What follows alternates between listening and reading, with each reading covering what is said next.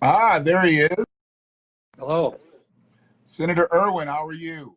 I am well. How are you? Hey, we're wearing masks outside, so it's not the best of conditions, but we're here. We're Yeah, here. well, good to see you again, Mr. McFall. And of course, as you know, right now, Congress is actively debating the efforts to steal the election away from the voters. So that's been a distraction today, but I'm Yes. pretty excited about what happened in Georgia yesterday. Yes. And here's the thing. So we can jump right into it. I know your time is short. It's the first week back. I appreciate you coming on the BlackWatch. We actually have a history. You helped us out immensely with the legalization process. Um, you were more than just a politician out there. You were an ally. So I don't think I ever got a chance to really thank you for what you did for us back then. So I want to thank you.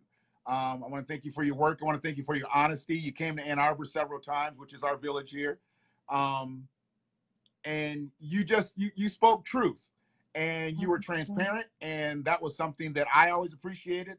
I will never really ever call a politician a brother, but you are a brother. You are a brother in this struggle. um, where I've come from, I've just learned to look at politicians for what they are, and I understand their motives. But now I'm speaking up, and I want people to understand ours.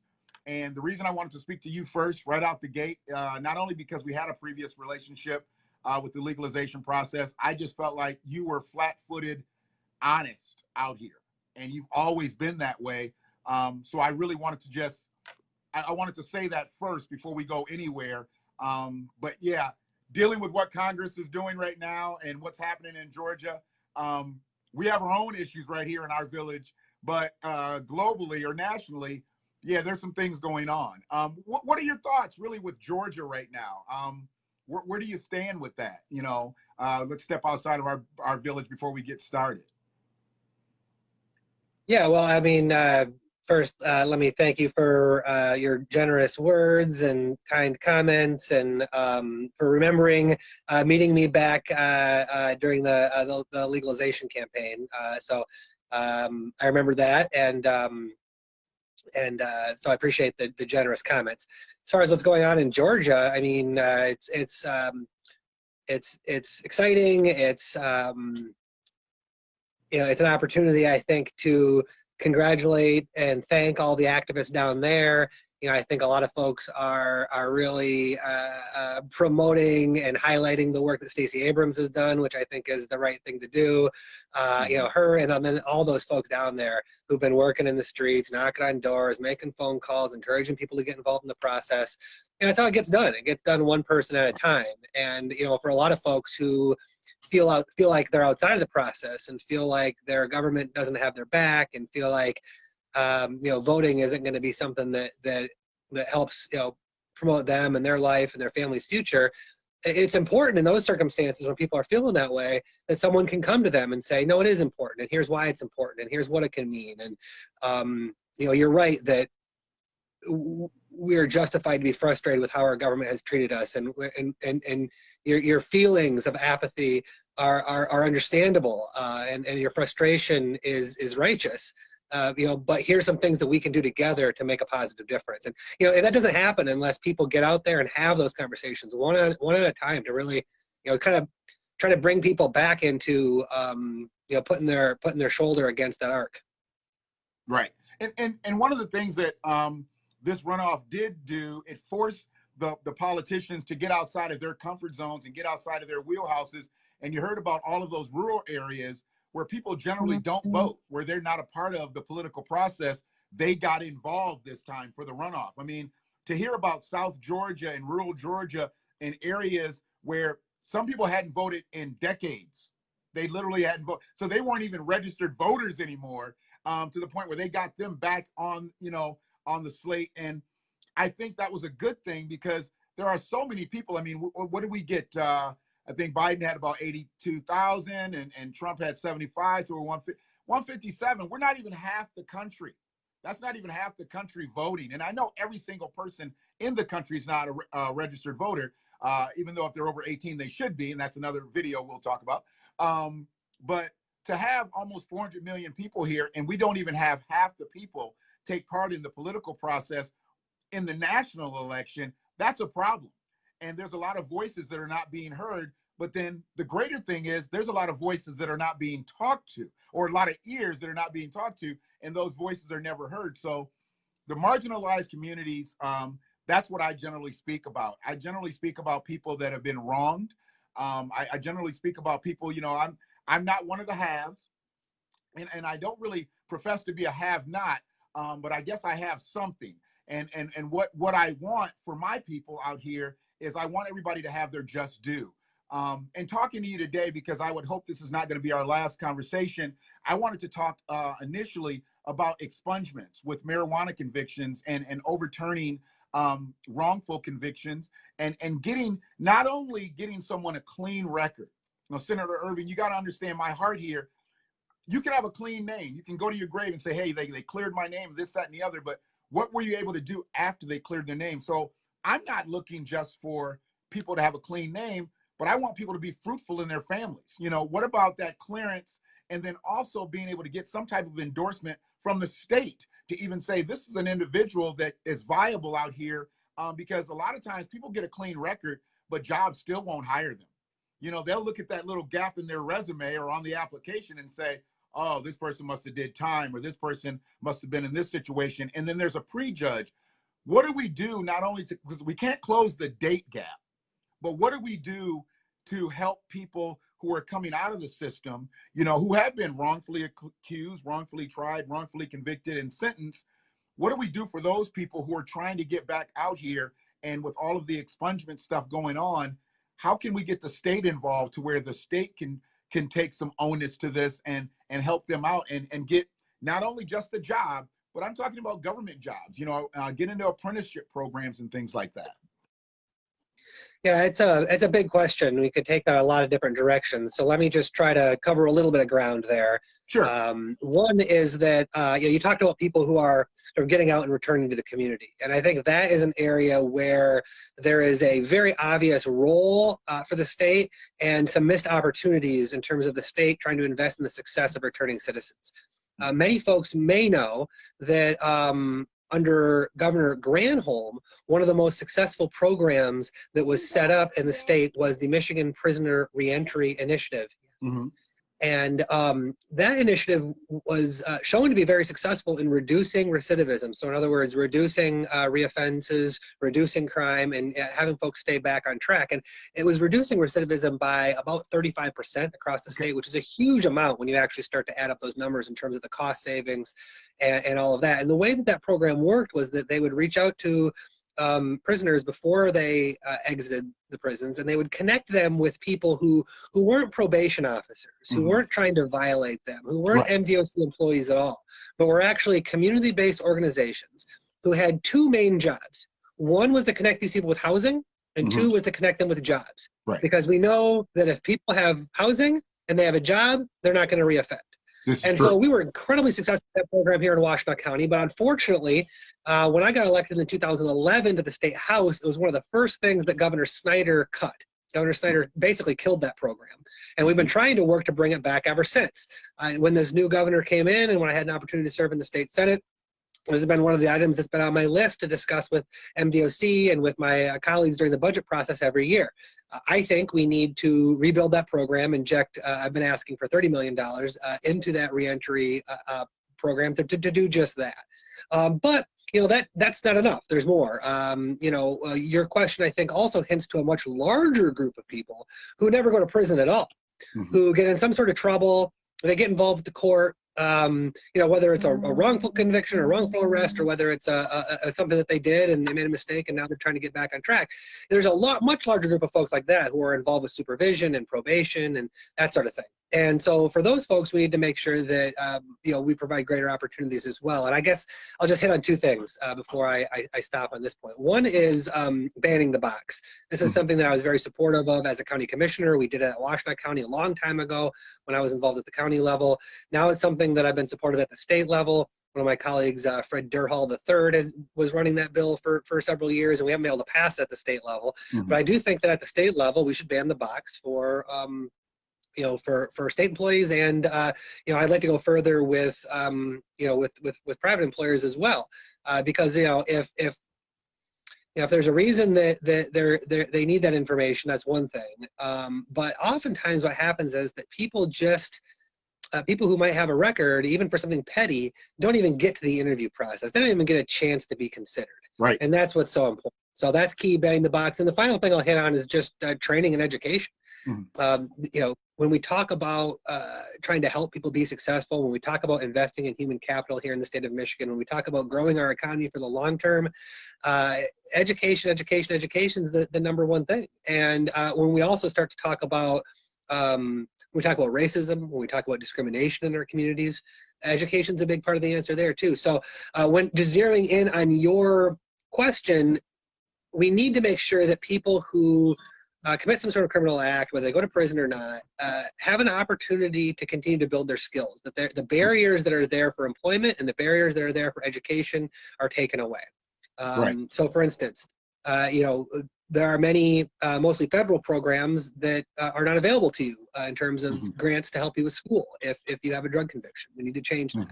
Mm-hmm. We've been working on that with Pell Grants, and I think that we're going to have some success there. But there are, anything we can do to help folks get that foot in the door with a community college or with a university to advance their skills, or with a job training program.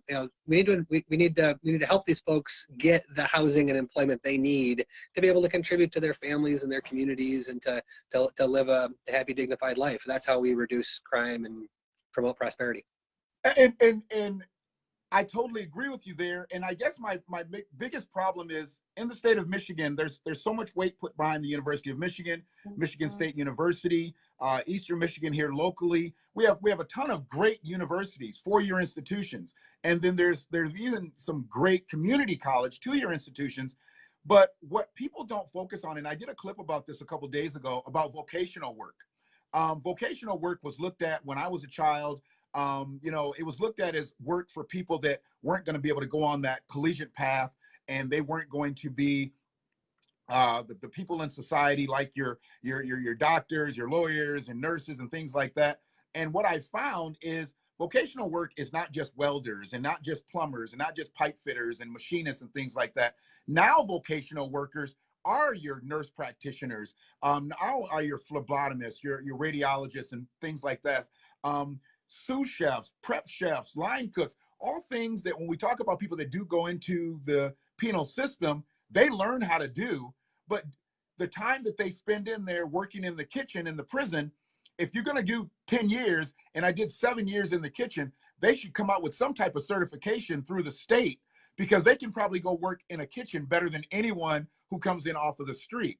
But then they end up starting right back at square zero when they get out on the street, and they give them a dishwashing apron, versus, utilizing all of that experience that they carried from a penal institution, because they've been prejudged. We'll let you handle the dishes, but we won't let you put food on the dishes. It makes no sense to me. You're in the same room, you're in the same kitchen, you should be able to do those things.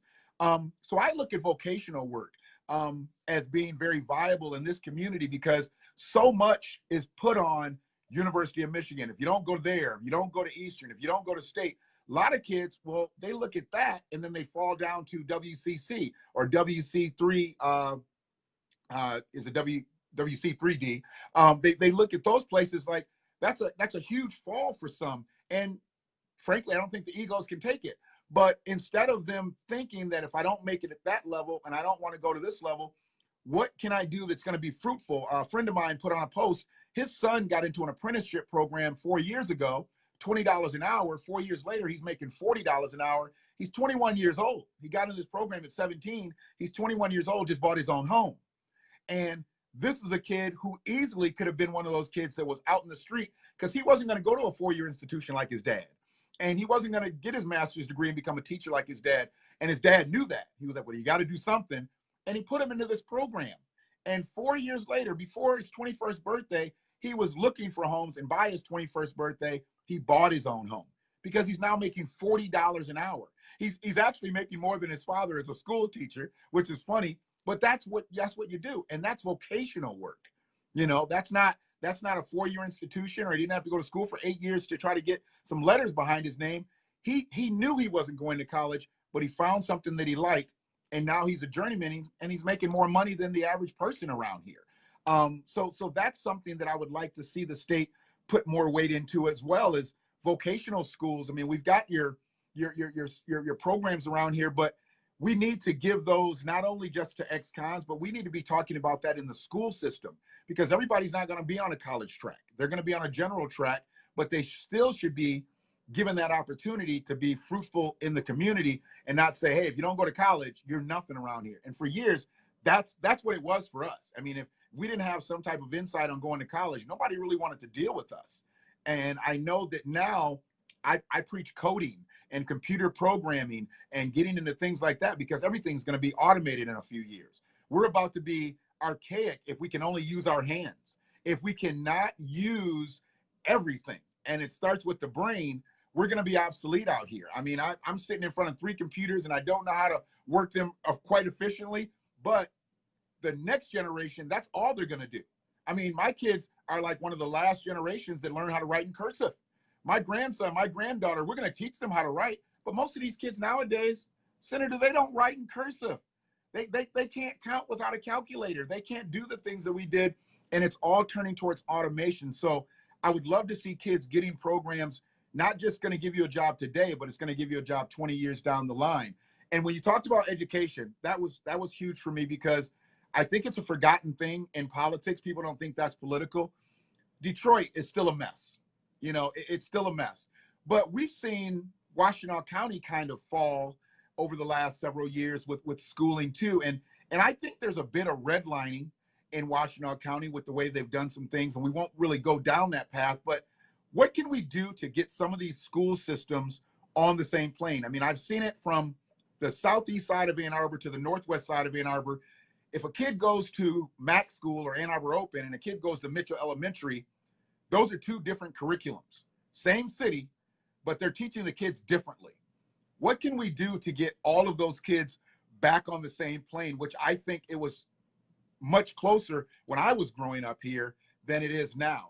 I believe that the sign of the times has basically got teachers teaching to the best of what they want to. I mean, I don't think it's the best of their capabilities, but I think the teachers only teach as much as they need to, and they don't push these kids. And that's also a situation too, where you can't say the same things and do the same things with students that you used to. So some of these teachers are really just kind of in autopilot, you know, and they're not as forceful with the students, because you say the wrong thing to a kid, you know, you're right before a review board nowadays, whether it used to be you just talk to the parents, say, hey, kid was being a jerk, this is what happened, and you went about your business. Now you got to go all types of boards and meetings and this, that, and the other. And teachers, I don't think, are as ballsy to deal with students as they used to be. And frankly, I think some of them just gave up, and they're running in place. And I've seen it, because I've seen students on the northwest side and I've seen students on the southeast side.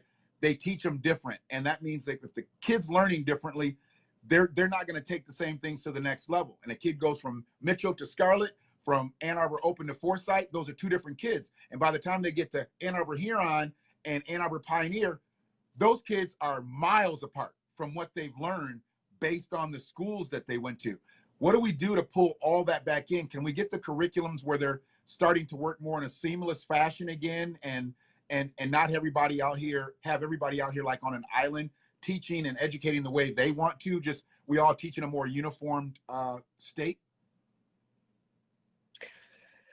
Yeah, so you gave me a lot to respond to there. Let me take a quick step back and say that, sure, yes, with respect to the job training stuff, that's very, very important. And with respect, sure, to trying to communicate to young people today that, you know, a university 4-year degree is the only end-all be-all of your future is wrong. And I think that more and more folks are coming around to that. And you're absolutely right. I just want to highlight and agree with you that there are a lot of great opportunities out there in all sorts of professions. And, you know, if folks want to get into a lucrative profession and you know, make good money, and, you know, like you said, buy a house in your 20s, going into the trades is a great option.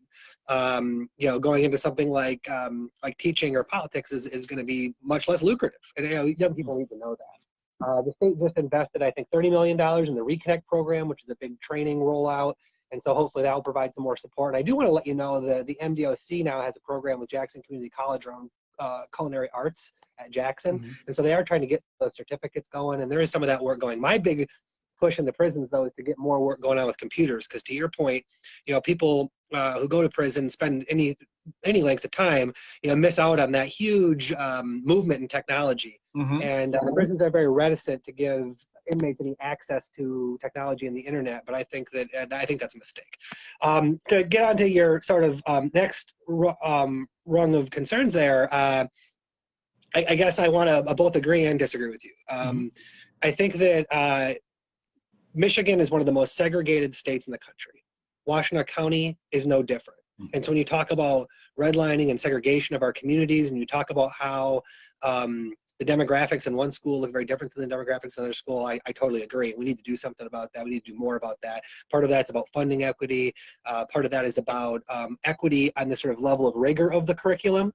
But I guess I do think that there should be some differentiation, and I think that's okay and maybe even beneficial, right? I mean, you need to have some schools that are focusing on this, some schools that are focusing on that. So my kids have gone to Pittsfield, and one's now at Scarlet. I live on the southeast side. I am here near Packard and Platt right now. Sure. And the program at Mitchell and Scarlet is IB, so it's going to be different than Forsyth. But I don't want to miss the real point that you are making, though. Sure. I think, which is that I want to agree with what I think is the real point you're making, which is that the differentiation of resources available to different kids in different neighborhoods, the way that they're taught, and the way that they're seen by the district needs to be uniform. And frankly, I think that more resources need to go to schools and areas that have higher levels of poverty. And so you look at, for instance, the PTO at my kids' school has an annual budget of maybe $25,000 a year. The annual PTO budget at King Elementary is $100,000 a year. Now that's a big difference. So yeah, I mean, we have huge issues with equity in Washtenaw County. You can't really talk about anything political in Michigan without touching on racism, because Michigan has huge problems with segregation and racism. So I don't want to put that aside. But I also do, I like a little bit of the differentiation between the different schools. And, some schools are going to focus more on this or that. Open has its own little philosophy and its own little world. And I mean, I think that's nice, as long as it doesn't lead to cementing or furthering these inequalities that we see across our community. Right. And I use that because I use the extremes. I wanted to basically swing from one end of the pendulum to the other. I went to Burns Park for my first 5 years of school. But I grew up in Colonial Square, right around the corner from wherever you are if you're at Packard and Platt. So my upbringing, all my friends were in Colonial Square, well, most of my friends, but my school friends were at Burns Park, so they were in a totally different area, totally different economic level than what I grew up around. So I got the best of both worlds. I learned to live the life that I needed to, and I probably saw the life that I wanted to. I mean, the kids that I grew up with at Burns Park, and I still talk to a lot of them. And then I ended up meeting the kids that went to Angel and what's the other school over there that's in that, Patton Gill, because I played Little League sports and things like that. So the melting pot effect was always there, but racism was always there as well. I mean, it wasn't that we went around racism, we actually kind of went right through it. It's just, and that's what I want to see Ann Arbor. And I feel like, frankly, that we have a lot of transients in power in our area here. And I believe that they see things for the way they want to see them.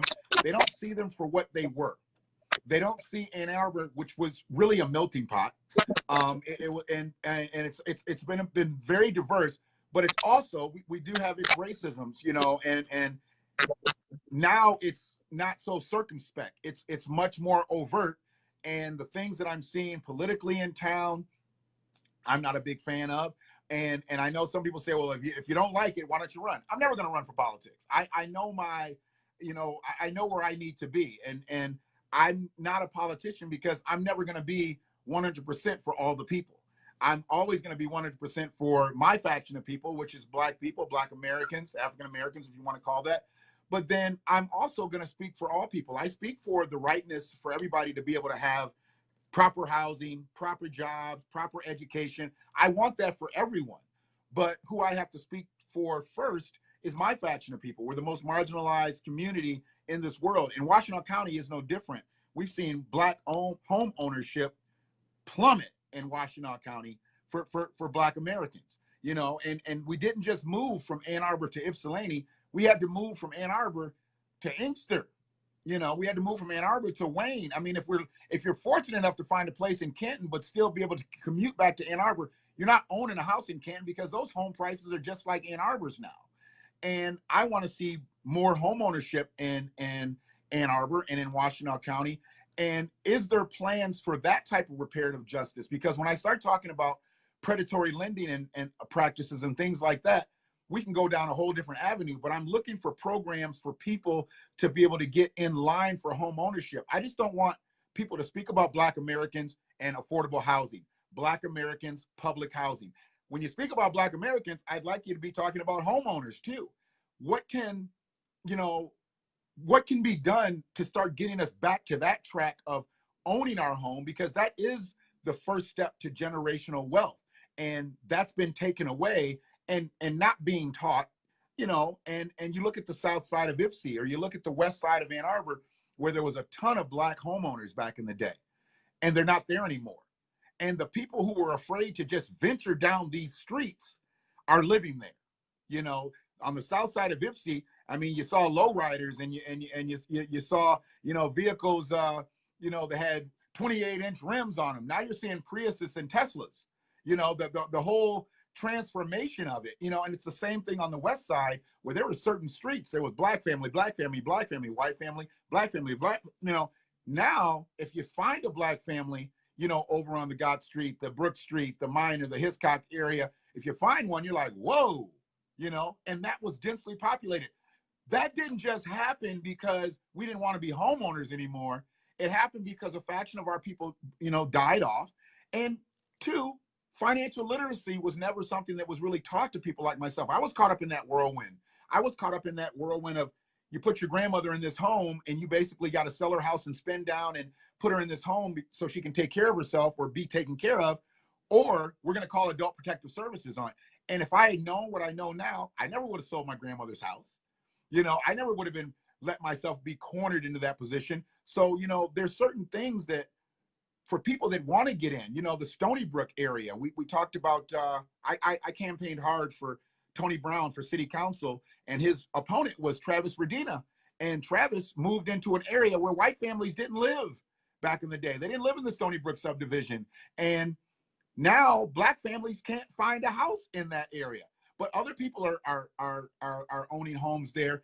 And, you know, we do have proof, and we haven't brought it all out, but there's been offers put in by Black families that have been declined, and then offers taken for the same exact dollar amount in that subdivision for people that weren't Black. And I know that that's strategic, that's systemic, that's something that needs to stop. What can we do at the state level to where we start preaching more Black home ownership versus just affordable housing, public housing? You know, those are adequate ways to live, but we want more than just being adequate. We don't want just equality, we need equity. Yeah, I appreciate that. And you once again gave me a tremendous amount to respond to. You know, first I just want to. Senator, don't feel compelled to always have to answer every single thing that I ask. I run on, but you pick out what you need to pick out, because if I give you enough to eat, hey, there's always room for later. You can just take some of that home. Oh yeah. I just say that as a disclaimer to say that, like, you know, you're bringing up some really big topics that we could spend a whole, you know, weekend talking about. And so I don't want to make it sound like I'm not taking seriously. Yeah, we've got a few more minutes. So let me just try to address that a little bit. Sure. First off, you know, these housing issues, housing and homelessness were the main reasons why I first ran for office. When I'm not from Washtenaw County, I'm from the Upper Peninsula.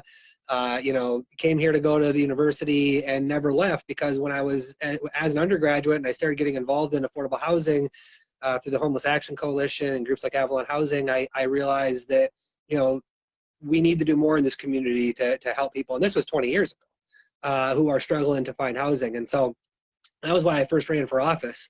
and you know, was very proud to be a part of increasing the county's commitment to those kinds of priorities and to building the Delana Center and whatnot. But you know, and during those times, we did increase our commitment to the first-time home buyers program. And so for folks who are first-time home buyers and who are able to take advantage of those programs, I would encourage you to do so. And if you're a potential first-time home buyer and you think you maybe can't make it, but you're paying your rent every month, you can probably make it. And there are programs out there through Washtenaw County, through MSU Extension, and through FHA and others that will help. And I encourage folks to you know, to pursue those programs.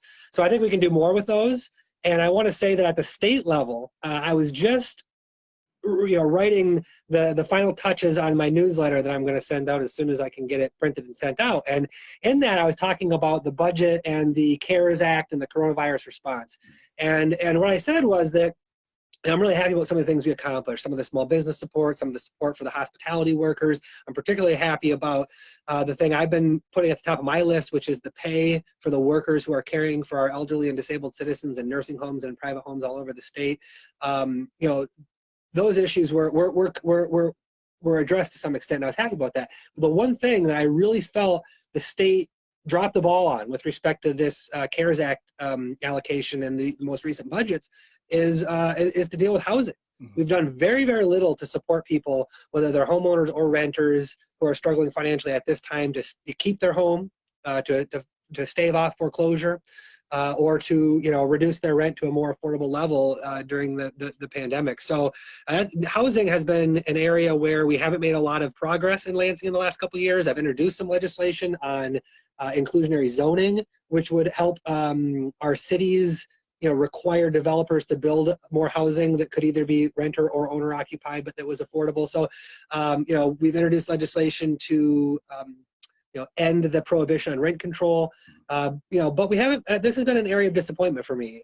Housing is a huge, huge, huge issue in Washtenaw County. It's one of the things I hear the most about from my constituents. And, you know, it's not something that the state has been stepping up on in a meaningful way. And I appreciate that.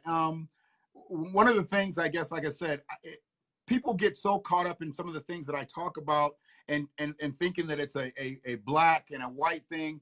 And it's not about black, it's not about white, it's what's right. And because black Americans and white Americans are not the only people that are out here, obviously. You know, we're in the midst of a situation where, you know, there's a huge immigration swing. And for me, I want what everybody wants. And I want things to be fair.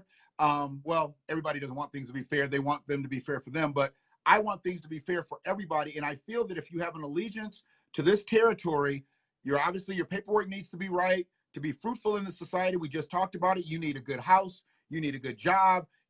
To just take care of your family. Everybody's not going to be a mogul, but everybody shouldn't be a pauper either. So, you know, marginalized communities do come in all colors. And we have territories here that people in Washtenaw County, they live some of the most substandard ways that I would have never thought, you know, and I think that that's systemic, you know, and I want to see those things change. And I know that good employment, good housing, good education, all those things, you know, can come from that. And I look forward to actually having more fruitful conversations with you. I'm not going to keep you long because I really wanted to get those questions out of the way, because I promised that I would talk about those things. And those 3 questions that I really asked you today, they were based on conversations that I had with people around.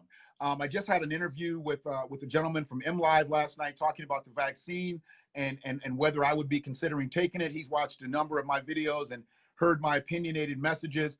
And so I had a really long talk with him. Much love to Samuel Robinson, an up-and-coming roving reporter who moved here from Kalamazoo. And he's now living in Ann Arbor. And he's learning his ways of the land around here. And I told him that I'll do whatever I can to help him out in his journey. And I appreciate you helping me out in my journey. I just had a couple more questions. If you have like 5 more minutes, I just have like a couple more questions to ask you, because I wanted to get all that preliminary stuff out of the way, because I always try to shoot the hard questions last. I want people to be comfortable with me. I was a salesman for years. Well, I'm a salesman every day, I guess. But my thing was always, you make a friend, you make a sale. And if you don't make a friend, you're not going to sell a product. And we were comfortable with one another when we were going through the legalization process. And like I said, you were very truthful and very candid with us. And you've been that way today. So I really want to just kind of get these last questions out of the way, and then I'll feel like my interview is complete with you. Okay. So I just have, it looks like 3 questions. I got 3 here. So the first question that I want to ask you, first of the last 3, Spin City or Murphy Brown? Murphy Brown. Spin City. Murphy Brown. Wow. See, I thought you were going to do Spin City. I was like, he's a Spin City guy. Murphy Brown. Okay. Now why I've never seen Spin City. I've never seen Spin City. Really? That's right. Yeah, I won't tell Michael J. Don't mention it. City. Okay, so West Wing or 24? You know, I'm going to be revealing something that I should not be revealing to my voters, but I have not seen either of them. Really?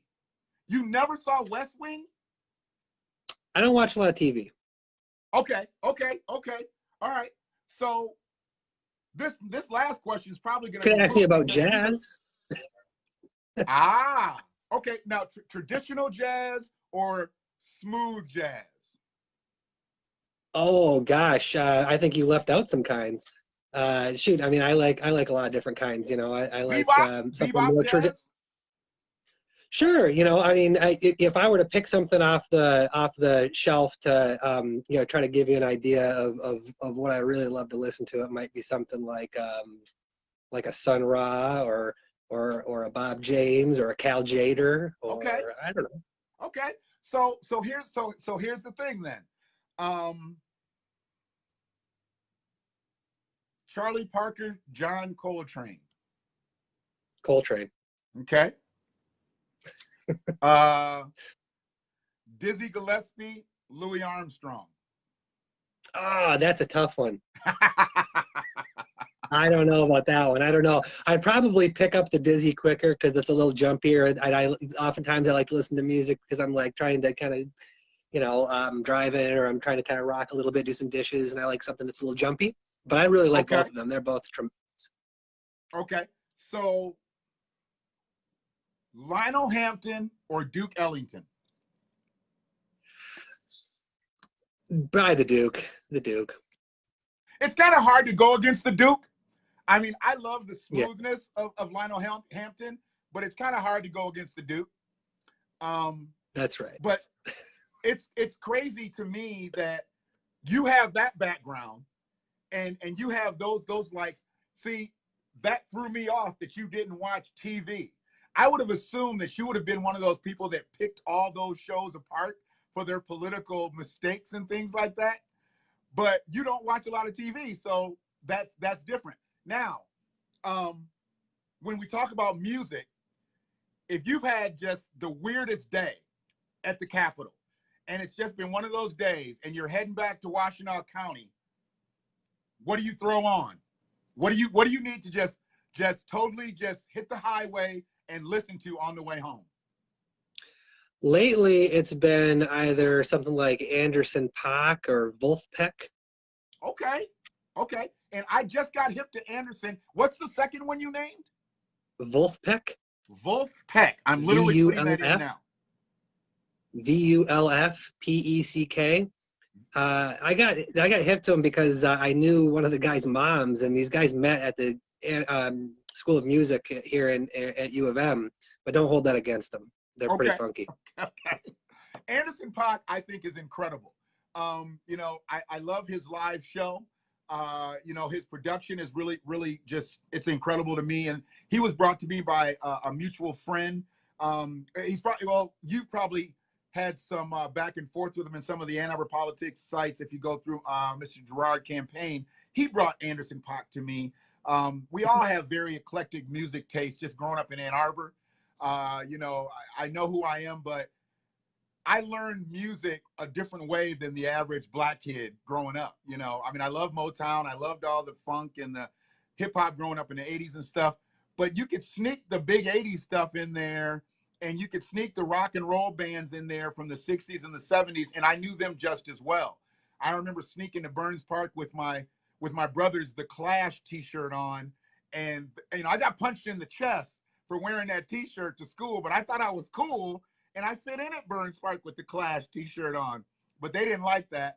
And that was really kind of who I was. I was a different kind of cat back then, but I appreciate you taking this time. I look forward to, like I said, having some more discussions with you. I know a lot of people are really waiting for the inauguration and waiting for this senselessness to leave Washington, D.C. And I'll be glad when it does. And hopefully we can start to get things back on the right path. I'm going to put as much faith as I can in President Biden and Vice President, Harris. I'm going to put as much faith as I can in them. But I plan to put pressure on them, just like I plan to put pressure on our local politicians to do the right things for people in marginalized communities, to do the right things for the people that really need it out here. I mean, in the midst of this pandemic, you've got people now struggling for half of the money that was released last year, where I thought that there should have been monthly stipends going on, throughout this whole time, because I'm not sure how they think that Americans can live off of $1,800 in 9 months. It just doesn't make any sense. And if we're going to continue to be closed out here, we're gonna develop a third world type culture, because there's people that just don't have it. And you don't have people running into stores stealing, objects of want. They're going to be stealing baby food. They're going to be stealing diapers. They're going to be stealing things that, they need. And I'm sorry, but I just don't believe we need to be there. And we shouldn't be there in Michigan or any other state. And that's what's going to happen if we can't get, hopefully get these numbers down and get back to working functionally, or have the government say, look, these people have some woes out here and we need to be taken care of. But on the state side and our local side, I appreciate you. Anybody else that I prepared to talk to, hopefully they come with the same type of open-mindedness as you, or, they'll probably not have as good of a conversation with me. But you've just always been that guy. And I appreciate you, Senator. I appreciate you for who you really are, because I've been waiting for you to flip. I'm like, I look at politicians for what they are, but you've never flipped. So that's a beautiful thing to me. And I got to understand the whole beard. I understand the whole beard thing, but I've never seen it before. This threw me off when you got on. I was like, okay, that's not Senator Irwin. The last time I seen him, he was clean shaven and everything. So, but I like it. Yeah, it put my wife off too. So I never grew a beard all through my, years. I never grew a beard. I've shaved every day all through my life. Wow. Every job I've ever had. Okay. And then in March, when the stay-home order hit, I saw a bunch of other people growing beards, and I was like, you know what? Why am I shaving? So I just let it go for a couple months, and it got kind of silly, and I shaved it off because it's silly.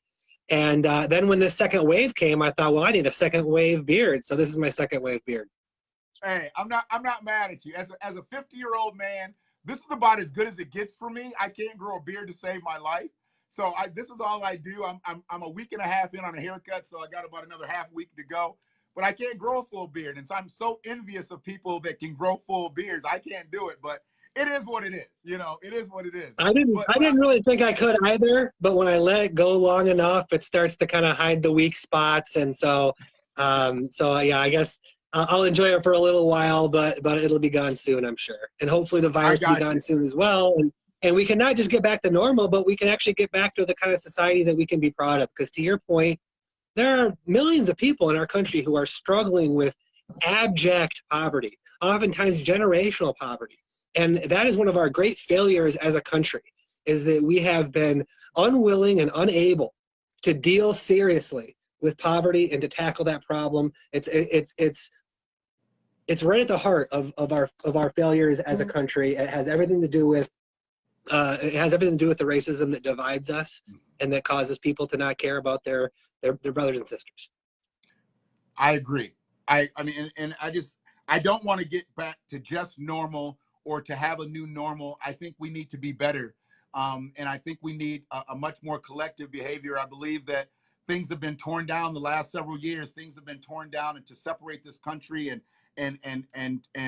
pit people against one another who should definitely be working with each other.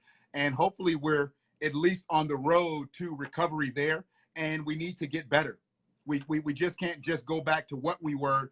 We've got to, build better. and that's not to use President Biden's Build Back Better thing, because I still don't know exactly what that means, but I want to build better. If we're going to build, we got to build better. I thought that was a weird slogan. I'm sorry? No, I'm sorry to interrupt you. I said I thought that was a weird slogan too, and I'm glad he won. I happily voted for him. You know, but what I really want is you know, national health care. What I really want is for people to not wonder how they're going to be able to pay for going to the doctor, or how they're going to pay their rent, or how they're going to put food on their kids' plate. Right. And those general basic necessities really shouldn't be that hard. And when people are made to feel as if they're begging for things that they're rightfully owed. I mean, they worked for it. Nobody asked to be unemployed. When the stoppages started, when the stay-at-home orders came in play, there should have been something put into activation to say, hey, this person was making $387 a week. Pay this business to pay their employees. Everybody making $387 a week needs to be making that money.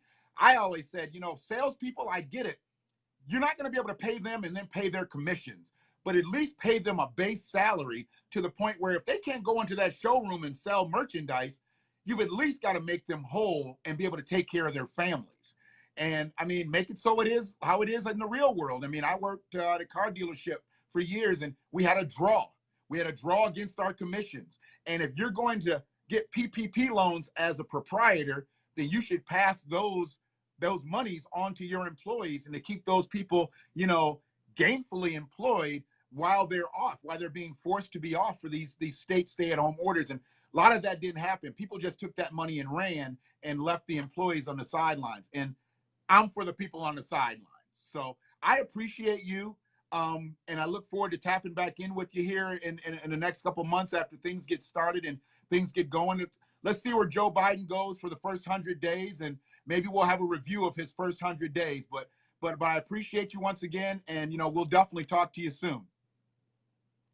All right, yeah, thanks for having me on. Good to see you again, and you know, it's really an honor to represent our community. So keep telling me what you think I need to hear. Absolutely, I appreciate you, Senator. Have a good day. Take care. You too. Bye-bye.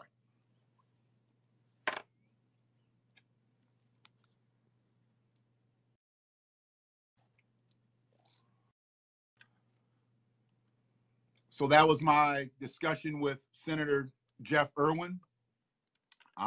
Here in the state of Michigan, I don't think we're going to find too many that are more candid, that are more honest, open, upfront. And I think he's just genuinely an overall good guy, you know, and I'm not sitting here sucking his socks because I just interviewed him. I thought this way about him before I actually talked to him today. So my biggest thing now is to understand where we are as a state, where we are as a community, as a village, and we need to move forward. When we have people like this as allies, we need to be able to tap into them. And when there's programs and things like that put forth, that's what they're there for. They're there to speak for us. You know, they are our voices. So either we're going to utilize them or we're going to work against them. If we work against them, then we don't get the things that we need. But that's why the BlackWatch exists, and I'm going to continue to talk to people in power. I don't really have a need to talk to people that are on my level, unless I'm just talking to them just to be talking to them. But to move things forward, we have to start talking to the people who are in power, who are in the place, and he's there. He's in the state capitol, you know, a couple times a week. They're obviously doing a lot of stuff working from home, but when they all gather, we have to have him have our back because he has our voice and he's heard our needs. So, you know, definitely continue to tap into the BlackWatch. We'll continue to have more of this type of content, and you'll get some more of the other content.